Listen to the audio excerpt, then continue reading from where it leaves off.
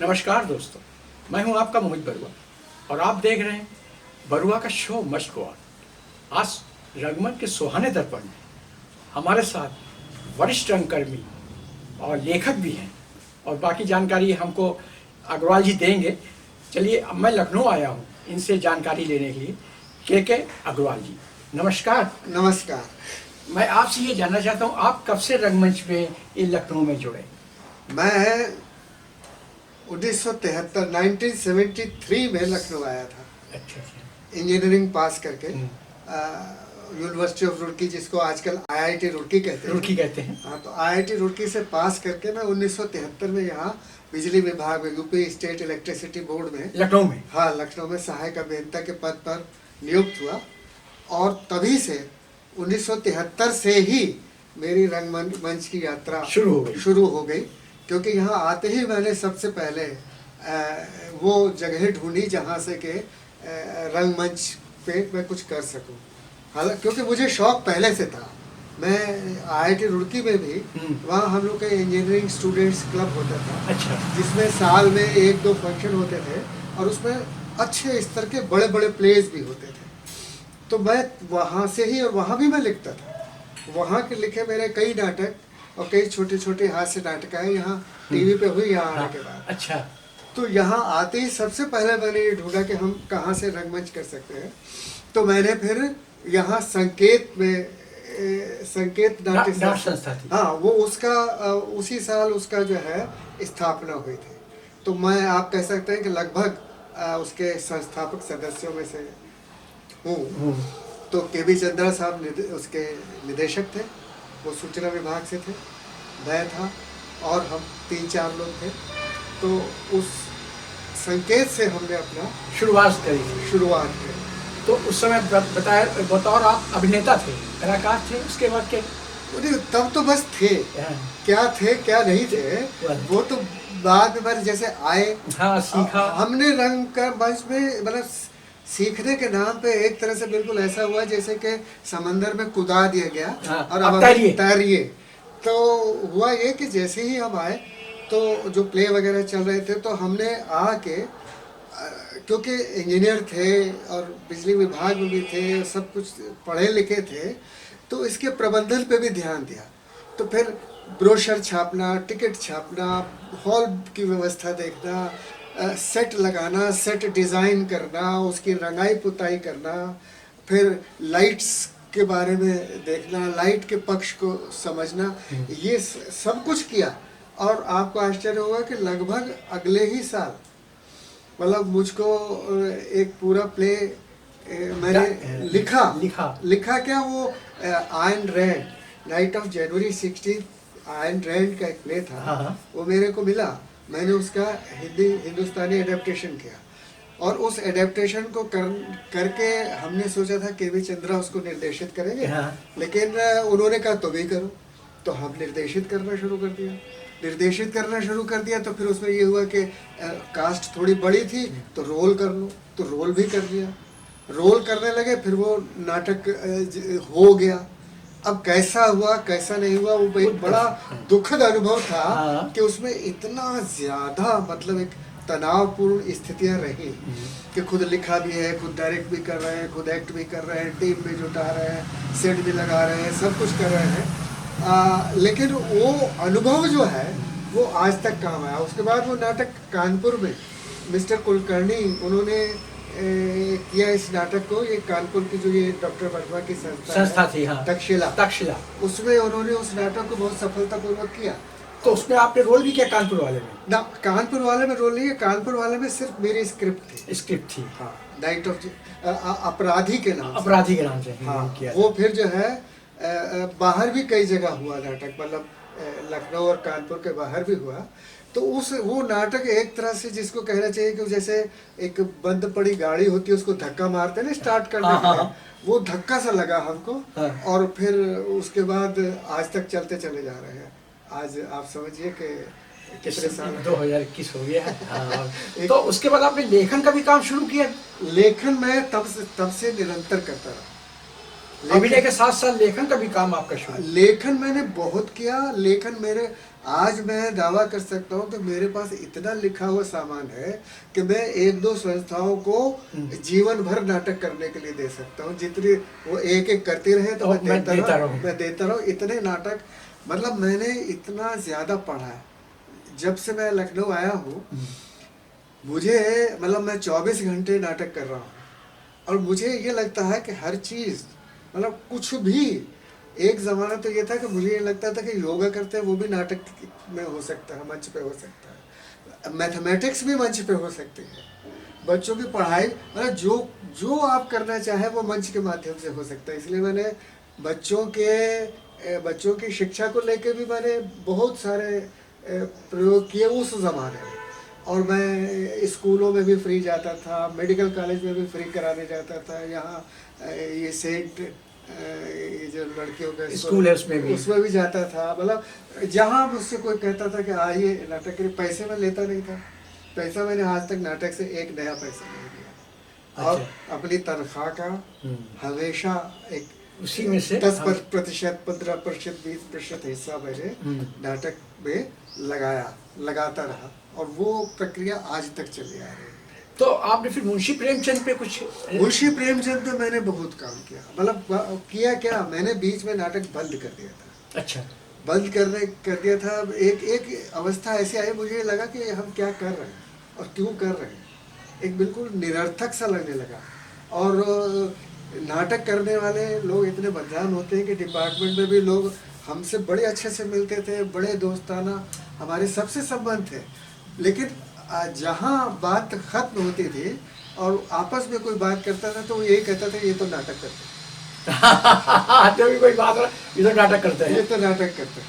तो मैं हर साल अपने विभाग की गतिविधियों पे एक नाटक लिखा करता था। और जिसमें चेयरमैन और ऊर्जा मंत्री से लेके और नीचे सहायक अभियंता और कर्मचारियों तक सबकी खिंचाई होती थी व्यंग से। और वो नाटक जो है, पूरा का पूरा नाटक साल में एक बार जो है रविंद्रालय में होता था, बड़े लार्ज स्केल पे। आत्मजीत सिंह हमारे दोस्त थे, नौटंकी, वो उसको निर्देशित करते थे, मैं लिखता था। और हम लोग डिपार्टमेंट के ही, मतलब एक 35 लोग ऑफिसर्स, चीफ इंजीनियर लेवल के, सब इकट्ठा होके उसको करते थे। और उसमें अपनी ही बुराइयां उजागर करते थे दर्शकों को दिखाने के लिए। हाँ। उसका एक मैं डायलॉग अगर आप तो छोटा सा एक मैंने नाटक लिखा था, कृष्ण चंद्र की एक उपन्यास है, एक गधे की आत्मकथा। हाँ, एक गधे की आत्मकथा। उसी से प्रेरित होकर मैंने लिखा व्यथा कथा एक गधे की।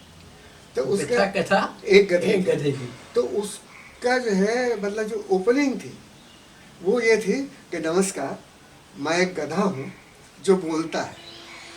वैसे तो ये कोई विशेष बात नहीं है, क्योंकि इस देश में हर गधा बोलता है। लेकिन मेरे साथ एक खास बात है, वो ये कि मैं नाटक करता हूँ। एक बार जब पीठ से जुड़ गया, गालों ने मुंह के भीतर ही भीतर आपस में दोस्ती कर ली। तो एक दिन एक चाय की दुकान पर बैठा हुआ था, तो मेरे एक दोस्त ने आकर पूछा, बड़ी हिकारत की नज़र से मुझे देखते हुए कहा, क्यों, क्या कर रहे हो? मैंने कहा नाटक। उसने कहा, रहे गधे के गधे। मैंने सोचा कि चल बेटा नाटक का, जब तुझे सारी दुनिया तोला रत्ती गधा ही मानती है, हाँ। तो बन जा गधा। और मैं गधा बन गया और नाटक करने लगा। ये उसका ओपनिंग था। और उसके बाद मैंने उसमें देखा कि एक बिजली के खंभे के नीचे एक धोबी आ जाता है। बिजली का खंभा आंधी में गिरा, धोबी उसके नीचे आ गया, दब गया। और उसको छुड़ाने के लिए, उसको निकलवाने के लिए उसका गधा डिपार्टमेंट में दर बदर घूम रहा है। हर एक से कह रहा है कि बिजली के खंभे के नीचे से मेरे धोबी को निकाल दीजिए। और उसको लेके उसी पे पूरा नाटक था, जो कि व्यथा कथा एक गधे के नाम से हुआ। उसके बाद फिर वो नाटक यहाँ में दूध संस्था ने किया, फिर वो नाटक कुंभ मेले में हुआ, कई जगह वो होता रहा वो नाटक। तो ये मतलब इस तरह से एक बार ये था कि प्राइवेटाइजेशन कर दिया जाए, पावर हाउसेस को बेच दिया जाए। तो मैंने नाटक लिखा, आओ सखी कुछ बेचे। तो उसमें जो है इंग्लैंड से टीम आके और बिजली विभाग की मशीनों को खरीदने के लिए उसको दिखाया कि कैसे किया। एक बार नाटक लिखा कि rocket launching from UP state electricity board. तो उसमें ये दिखा कि यूपी स्टेट इलेक्ट्रिसिटी बोर्ड को एक काम मिल गया कि आपको रॉकेट छोड़ना है। तो वो रॉकेट छोड़ने की प्रक्रिया में कैसे रॉकेट में काम होगा, कौन जाएगा, कैसे होगा, और उसमें कितना करप्शन, ये वो सारी चीजें मतलब जो है उसमें हुआ करती। मतलब उसमें इस तरह की भी बातचीत थी, जैसे उसने कहा कि भाई रॉकेट तो बन जाएगा, जाएगा कौन? हाँ, ये भी समस्या है। तो ये हुआ कि चलिए साहब किसी जो है सहायक अभियंता को, क्योंकि सबसे नीचे की पोस्ट ऑफिसर से सहायक अभियंता को पकड़ के लाया जाए, वही चला जाए। उसको बुलाया गया सहायक अभियंता से। उससे कहा क्यों चांद पे जाओगे? तो उसने कहा कि बाई रेल जाना है या बाई एयर जाना है। तो उसने कहा अबे बेवकूफ, बाई रेल कैसे जाएगा चांद पे? बाई चांद पे तो बाई एयर ही जाएगा। तो नहीं जाता। उन्हें क्यों? बाई रेल जाता तो कम से कम 10 पैसे पर किलोमीटर का इंसिडेंटल मिलता। तो यहाँ से लेके वहां तक इतने किलोमीटर में इतने पैसे मिलते। बाई एयर जाने में तो कुछ नहीं, मैं क्यों जाऊँ, मैं नहीं जाता। इस तरह की कहानी थी। इस तरह से मतलब जो है हम लोग किया करते थे। हमारे चेयरमैन भी थे। और उसी से चलते चलते फिर मैंने एक बार स्ट्राइक हुई हमारे यहाँ डिपार्टमेंट में। तो मेरी ड्यूटी लग गई एक सब स्टेशन पर, एक गाँव में। और वो गांव में इतना अकेलापन था, 10 दिन तक मैं वहीं रहा, कोई नहीं था, मतलब मेरे आसपास कोई नहीं था। 10 दिन तक मैं वहीं एक कोठरी में रहा, वहीं पर।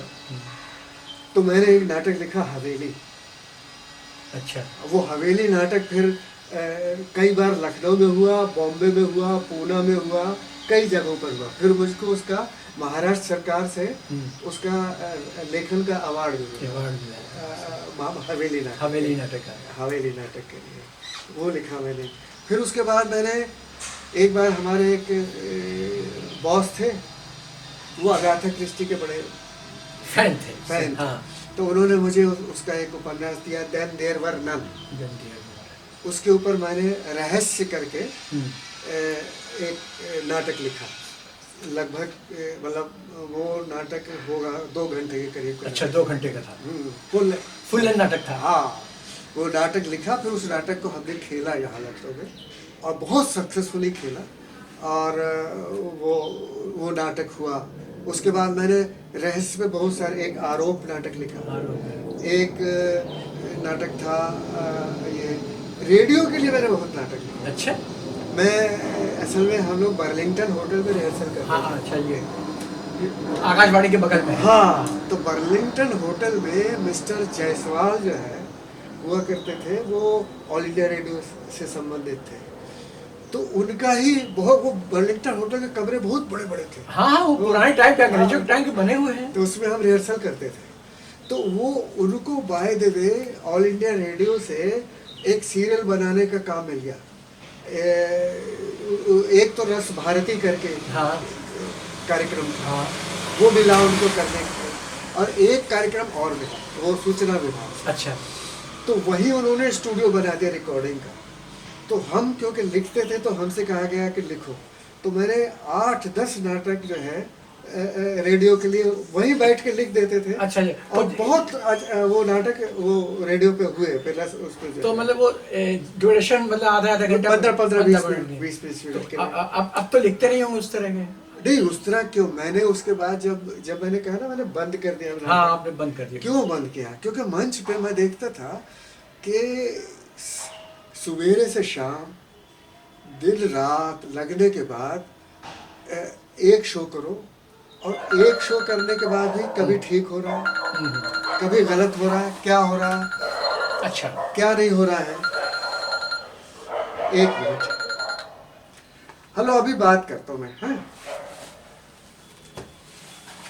फिर तो हाँ, मैं बात कर रहा। तो मैंने कहा कि बंद कर दिया नाटक, और नाटक बंद किया तो मैंने टीवी के लिए लिखना शुरू कर दिया। मेरे टीवी में लगभग 20-25 नाटक लगातार आए, और कुमुद नागर जी और राजन सबरवाल, ये अशरफ हुसैन, एक ये क्या नाम, श्रीवास्तव जी। ये सारे लोग जो है मेरे नाटकों को इन्होंने सब ने किया। तो टीवी पे मेरे बहुत नाटक है, मतलब लगभग 20-21। एक मैंने बच्चों की सीरीज, ये पंचतंत्र की कहानियों पे भी, आपने बताया था कि पंचतंत्र हाँ, की कहानियों पे मैंने पूरी एक किताब लिखी है आपने। वो छपी हुई है। उसमें 6 नाटक थे, वो 6 के 6 नाटक। एक दूरदर्शन यहाँ रामेंद्र सरीन हुआ करते थे दूरदर्शन के, हाँ, अच्छा, हाँ, उन्होंने 6 के 6 एक सीरियल के रूप में बनाया। तो उनको भी मैं अपनी कॉलोनी के बच्चों से ही रिहर्सल करवाया और उनको तैयार करके फिर रिकॉर्डिंग करवाया आपने। तो वो भी हुआ। तो टीवी में मैंने बहुत काम किया। उसके बाद फिर मैंने बीच में जो ये बंद कर दिया, हाँ। लगभग 15-20 साल मैंने एकदम बंद कर दिया। तो कहीं और जॉब था इसलिए बंद कर दिया कि नहीं, मैं वैसे तो मैं काम में बहुत बिजी हो गया, इसलिए थोड़ा हाँ, विराम कर लिया। हाँ, तो काम में इतना बिजी हो गया कि मैं दिन रात, हमने कहा जब हम अच्छे से काम करते हैं तो नाटक ही क्यों, नौकरी भी करके दिखा, कहीं भी कैसा दिखा सकते। तो नौकरी की। और उसके बाद जब नौकरी से रिटायर हुए तो हमको प्राइवेट कंपनी वालों ने पकड़ लिया, तो 4-5 साल उनके साथ काम करते रहे। उसके बाद हमें ये लगा कि अब हम क्यों बिना बात जो है रगड़ते जा रहे हैं अपने आप को। भाई सेटल हो गए, घर बन गया, गाड़ी है, बच्चों की शादी हो गई, बच्चे सेटल हो गए, तो मैंने कहा कि अब हम नाटक फिर करेंगे। तो जब फिर नाटक शुरू किया तब हमने कहा कहाँ से शुरू करें। तो कहीं से शुरू करने के लिए हमने देखा कि पहचान बड़ी मुश्किल है आज के ज़माने में। आज के ज़माने में अगर आप 2 दिन अपने को पीछे कर लीजिए, हाँ, तो फिर आपको कई महीनों और सालों पीछे हो जाते हैं। हाँ, तो हमने फिर मुंशी प्रेमचंद से शुरू किया। हाँ, वो मुंशी प्रेमचंद की कहानियों को, मतलब मैं तब भी पढ़ा, लेकिन देखिए मुझे ये अनुभव हुआ अब कि जैसे जैसे आप मैच्योर होते जाते हैं, जैसे जैसे आप जिंदगी के अनुभव करते लेते जाते हैं, वैसे ही आपको लेखन भी समझ में आने लगता है। किस जमाने में हमने होरी नाटक किया था मुंशी प्रेमचंद गोदान को, हाँ, गोदान, लेकिन कुछ नहीं। लेकिन अब जब मुंशी प्रेमचंद की कहानियों को मैं पढ़ रहा हूँ तो मुझे ये लगता है कि मुंशी प्रेमचंद की कहानियों में एक एक कहानी में कितनी परतें हैं, मानवीय संवेदनाएं हैं, साइकोलॉजी है उस समय का, और वो ऐसे विषय हैं जो आज भी ऐसे जीवंत हैं कि कोई विषय पुराना हुआ ही नहीं है उनकी किसी कहानी में। मैं ये दावे से कह सकता हूँ। अभी मैं आज उनकी कहानी पर रिहर्सल शुरू किया, माँ। आप बता रहे थे कि आपने माँ पे किया है, और एक आज ही मैंने एक उनका जो नाटक पूरा किया है, हाँ, वो है मंत्र। तो अभी छपने पे नहीं है। अच्छा, छपने जाएगा। अच्छा। तो मैं ये बताना चाह रहा हूँ कि इतनी नाटकीयता, ऐसे चरित्र, इतनी ऐसे, अब जैसे ये बात हो रही है मंत्र की कहानी बड़ी सिंपल, बहुत सभी ने पढ़ी है, सभी ने पढ़ी, सब जानते हैं, मैंने भी पढ़ा है कि मंचन देखा भी है, और दूरदर्शन से भी करा था लोगों ने। दूरदर्शन पे लगभग सब कहानियां की। अब मंत्र में ये है कि एक सपेरा है जिसके बच्चे को डस लेता सांप, डॉक्टर देखता नहीं, हाँ, डॉक्टर देखने से मना करता है, वो मर जाता है। फिर उस डॉक्टर के बच्चे को भी सांप काट लेता है, तो वो सपेरा उसको बचाने के लिए कैसे रात को कैसे तड़पता, उसकी बीवी कह रही मन नहीं मान रहा है। ये बहुत अच्छा कहा। लेकिन मैंने उसको किससे जोड़ा? मैंने उसको इससे जोड़ा कि जो डॉक्टर होते हैं वो जब डॉक्टरी करके निकलते हैं तो एक कसम खाते हैं, हाँ, कि मैं मानव सेवा करूंगा, मैं किसी मरीज को कभी मना नहीं करूंगा। अब यहीं से आप देखिए कि सपेरा प्रोफेशनल नहीं है, नहीं, उसका ये सिर्फ एक उसको वो है, शौक है, या उसको कि वो किसी को सांप काटे तो उसका जहर उतारता है। और डॉक्टर प्रोफेशनल है कि उसने प्रोफेशनल, जिसने कसम खाई है कि मैं मरीज को, कोई भी मेरे पास मरीज आएगा मैं मना नहीं करूँगा, वो मना कर देता है। और जो प्रोफेशनल नहीं है, उसका बच्चा इस डॉक्टर की वजह से मर गया। लेकिन जब ये बात आती है कि उस डॉक्टर के बेटे को सांप ने काट लिया है, यही बचा पाएगा, तो यही बचा पाएगा। तो ये इसकी कुलबुलाहट कुल बुलाहट जो दिखा बहुत अच्छा, रात का ही पूरा रात जो हाँ। उसकी एक्टिंग और सवेरा होने तो उसकी बीवी भी वहाँ मचल रही है, तो बहुत कंट्रोवर्सी। ये इस तरह से मतलब मैं ये देख पाता हूँ कि मैं अब नाटक लिखना बंद कर दिया। क्यों? कि भाई नाटक, हम एक नाटक लिखे तो नाटक लिखने का मतलब है कि कम से कम 6 महीने 8 महीने लगाए, है ना? हाँ, काफी समय लगता है। काफी समय लगे। 6 महीने 8 महीने लगाने के बाद एक निर्देशक को पकड़े, निर्देशक नाक मुंह चढ़ाए। अच्छा, किसी निर्देशक को बहुत पसंद भी आ गया, उसके बाद वो उसे करेगा, करने के बाद वो अगर खराब हो जाएगा तो कहेगा नाटक में दम नहीं था। हाँ, आपने- लेखनी में दम नहीं रहा। अगर दम नहीं था तो तुमने तो किया क्यों? किया क्यों? ये भी एक सारा कंट्रोवर्सी। अच्छा, फिर 1 साल मेहनत करने के बाद अमेचर थिएटर 1 साल मेहनत करके मैं नाटक लिखा, उसको एक निर्देशक करे, उसके बाद उसका एक शो हो, और उसके बाद एक शो होने के बाद उस पर पटाक्षेप हो। अब मैं किसके पास लेके जाऊं कि ये एक नाटक हुआ है, इसको आप भी करिए। आप भी करिए। तो मैंने कहा कि मुंशी प्रेमचंद की कहानियां करके कम से कम मुझे अपनी संतुष्टि तो मिलेगी कि मैं इसके अंदर से क्या निकाल रहा हूँ, खुद ही लिखूंगा, खुद ही डायरेक्ट करूंगा। तो मैंने इसमें एक बहुत अच्छा प्रयोग किया। मैंने एक नाटक लिखा जीवन यात्रा, और उस जीवन यात्रा में मैंने मुंशी प्रेमचंद की 3 कहानियों को पिरो दिया आपस में, और पूरा नाटक खड़ा कर दिया। और पूरे नाटक को यहाँ किया, अखबार वालों ने देखा, और डॉक्टर अनिल रस्तोगी वो कह रहे हैं, उन्होंने कहा हमने ऐसा प्रयोग कभी देखा ही नहीं कि 3 कहानियां एक साथ जुड़ गई और एक नाटक बन गया। एक नाटक बन गया। है? उसका नाम क्या रखा था? जीवन यात्रा। जीवन यात्रा भी बता रहा। जीवन यात्रा नाटक ये है, देखिए ये जीवन यात्रा, और इसको हमने किया, ये जीवन यात्रा। ये जीवन यात्रा। और क्या किया था आपने? हाँ? ये अब एक में हर साल में हम लोग की एक संस्था वृक्ष कल्याण, अच्छा, तो हम पर्यावरण पे बात करते हैं, पर्यावरण के लिए काम करते हैं, पर्यावरण के लिए जन जागरण करते हैं। तो हर साल मैं एक नाटक लिखता हूँ पर्यावरण पे, और उसको फिर हम लोग करते हैं, और उसमें विशेषज्ञों को बुलाते हैं, और उसमें हास्य भी होता है, व्यंग्य भी होता है। तो ये पर्यावरण पे ये मेरी लेटेस्ट किताब है। अभी इसका पिछले 15 तारीख को दिसंबर में इसका लोकार्पण।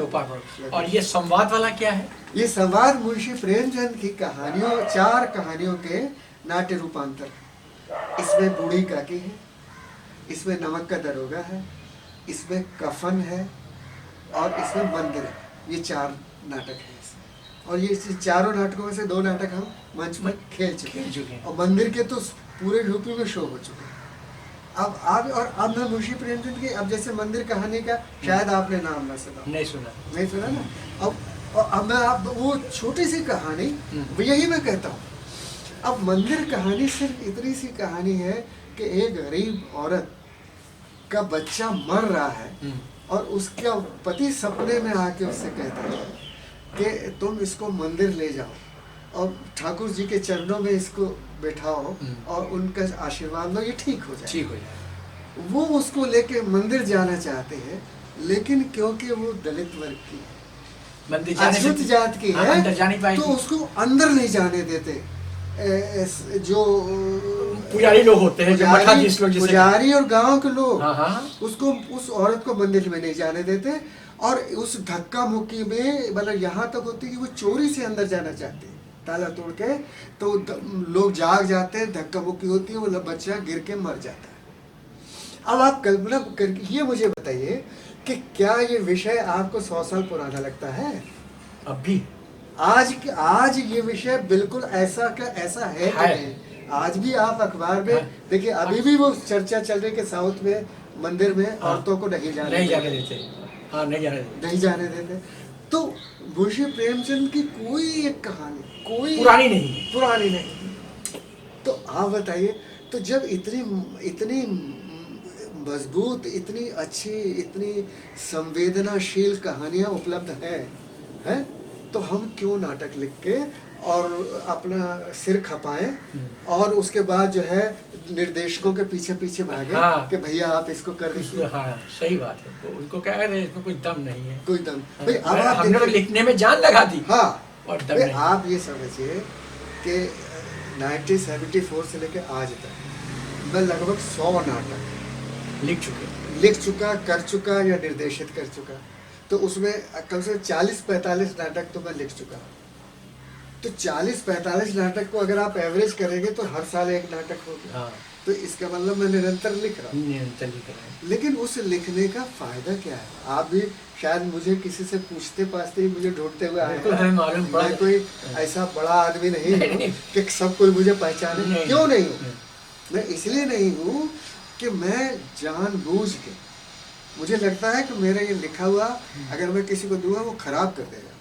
अगर वो कोई, तो मैं उसको, मुझे यही एक बड़ी परेशानी लगती है कि इसको हम किन हाथों में सौंप दें इसको, जो ये रचना कहीं आगे चले जाए, आगे करे लोग करें। सही कहा। किसको करते लोग? बॉम्बे में इधर उधर कहीं कुछ कोई मशहूर हो जाता है तो हो जाता है, तो वही है। बहुत आपके साथ काफी किसी बातें पुराने, आप तो कह रहे थे कि यार आपको तो सब चीज याद है, सब कुछ है, तो आप कर रहे हैं। अच्छा, आपने किस किस निर्देशकों के साथ काम किया है वैसे? मैंने बताएंगे पुराने कलाकारों को। पुराने कलाकारों, मैंने के.वी. चंद्रा साहब के साथ काम किया, आतमजीत सिंह के साथ बहुत काम किया। आतमजीत सिंह, और अभी उनकी 70 वर्ष की उम्र में भी मैंने, उन्होंने एक नौटंकी की थी भान चरित्र, उसमें मैंने जोकर का रोल किया। अच्छा, अभी मतलब शो मस्ट गो ऑन है, मतलब शो मस्ट गो ऑन करते रहना चाहिए। मतलब अखबारों में ये छपा कि 70 साल के वृद्ध थे और मैं उसमें नाचा कूदा, सारा नौटंकी में सब कुछ किया। बहुत बड़ी बात है, बहुत बड़ी बात। हाँ, तो आतंकजीत और कई निर्देशकों के साथ, मतलब लखनऊ के तो बहुत ही सारे निर्देशकों के साथ काम किया मैंने जो है। और मोस्टली नौकरी की वजह से और इन सब वजहों से या अपने आलस की वजह से शहर से बहुत ज़्यादा बाहर जाके हमने काम जो है नहीं किया। कानपुर तक ही रवि वैद्य के साथ कानपुर गए एक दो बार, और बहुत आलोपी वर्मा के साथ काफ़ी काम किया। ये सब असल में आलोपी वर्मा जब पास करके आए तो के भाई के पास आए, हमने इनको पहले इनके साथ नाटक जो है वो किया, जात ही पूछो जात न पूछो साधु की। हाँ, तो वो नाटक जो है निर्देशित किया इसने, तो मैंने, आलोपी ने, तो मैंने उसमें बबना का रोल किया, और रोल आज तक याद किया जाता है। अच्छा। बबना का रोल जो है, और रवि वैद्य ने उसमें लीड रोल किया था, प्रोफेसर का। हाँ, और मैंने बबना का रोल किया था, लड़के का रोल किया था। तो एक जमाना हो गया। बहुत साल आपका, बहुत हमें बहुत अच्छा लगा जो आपके साथ आज परिचय हुआ। इतने सालों बाद हमें मालूम नहीं था कि आप इतने बड़े योग्य कलाकार भी हैं। चलिए, मैं आपसे मिलकर धन्य हो गया, और आपके साथ बहुत बहुत शुक्रिया जो आपने हमें इतना समय दिया। मैं एक छोटी सी भेंट है जो मैं आपको देना चाहूँगा। बैठिए तो करके, ताकि आपको याद रहे कि हम कानपुर से आके आपको थोड़ा सा छोटा सा बहुत बहुत धन्यवाद। तो थोड़ा हम एक लाइन के.वी. चंद्रा जी के बारे में। हाँ बिल्कुल, चल रहा है क्या? हाँ, तो जब हमने नाटक यहाँ लखनऊ में शुरू किया तो श्री के.वी. चंद्रा जी हमारे गुरु थे।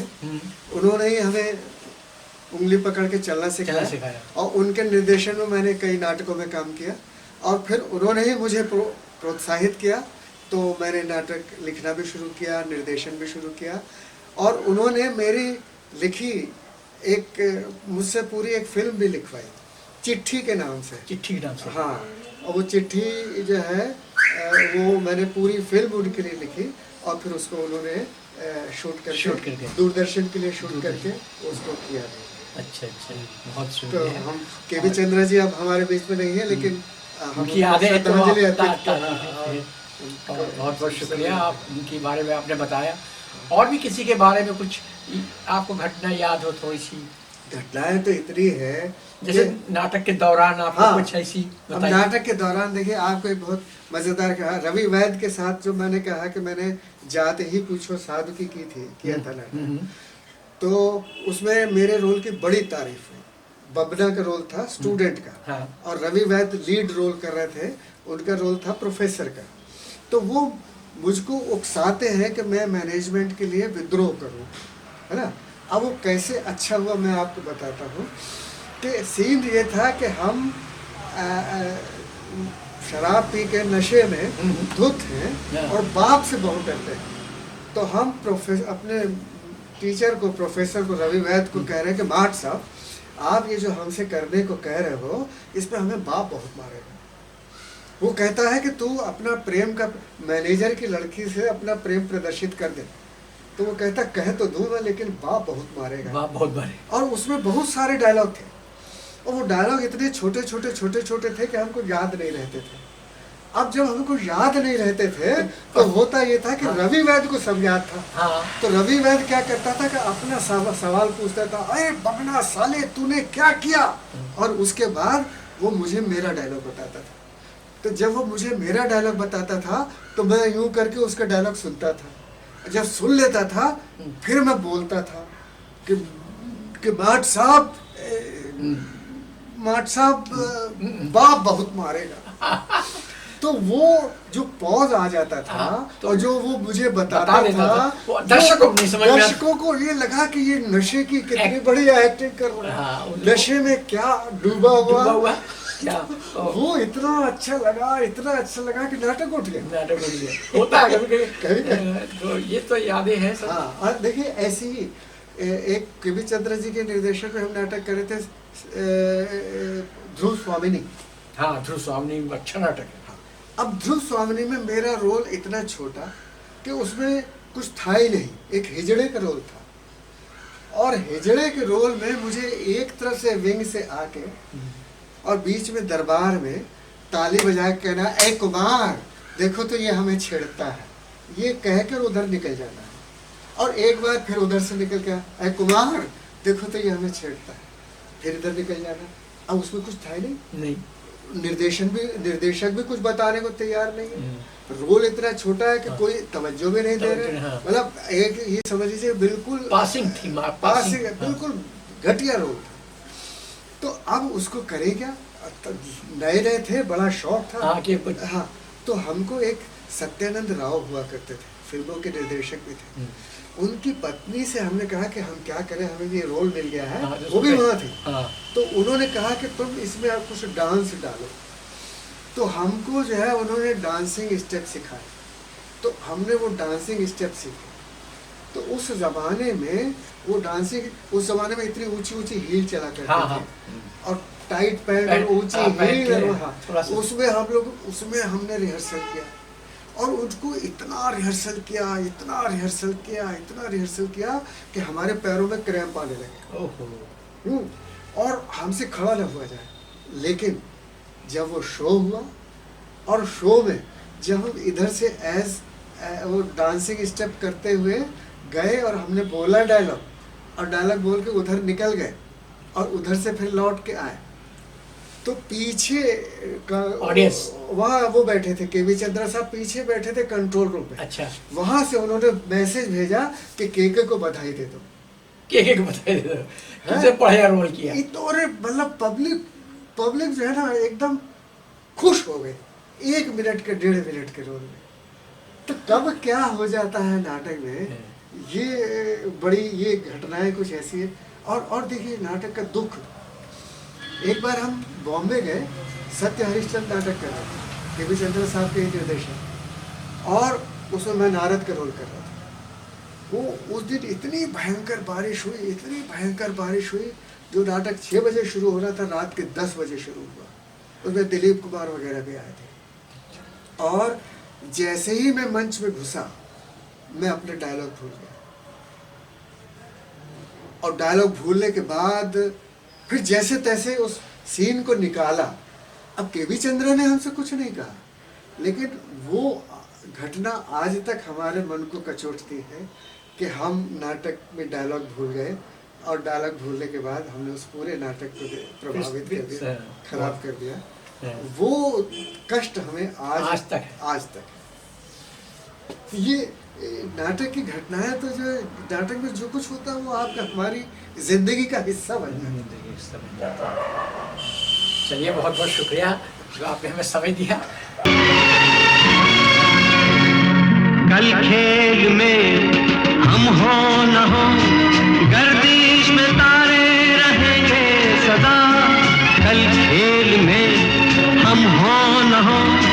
गर्दिश में तारे रहेंगे सदा, भूलोगे तुम भूलेंगे वो, पर हम तुम्हारे रहेंगे सदा। रहेंगे यही अपने निशान,